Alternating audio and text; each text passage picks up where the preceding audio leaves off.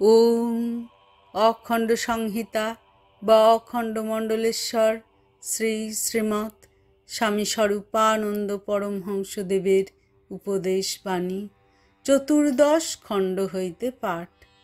পৃষ্ঠা সংখ্যা 357।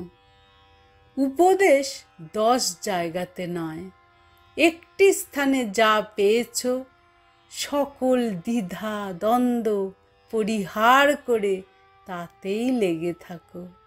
এই যে নিষ্ঠা, তাই তোমার সকল কল্যাণের মূল স্বরূপ হবে। গুরু যে মহামন্ত্র দিয়েছেন, নির্বিচারে তাতে লগ্ন হতে হবে। মনে সংশয় এলে শানিত কৃপানে তাকে তৎক্ষণাৎ ধ্বংস করতে হবে। নিঃসংশয় হয়ে পূর্ণ বিশ্বাস নিয়ে আমৃত্যু গুরুবাক্য অনুসরণ করবে। এই সংকল্প নিয়ে ক্রমশ এগিয়ে যাও। ডাইনে বাঁয়ে তাকাবে না, তাকাবে শুধু সম্মুখে। গুরু কৃপাতে বিশ্বাস করো।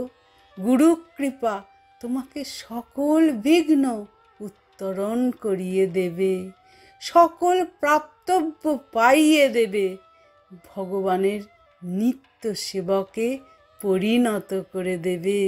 হরি ওম।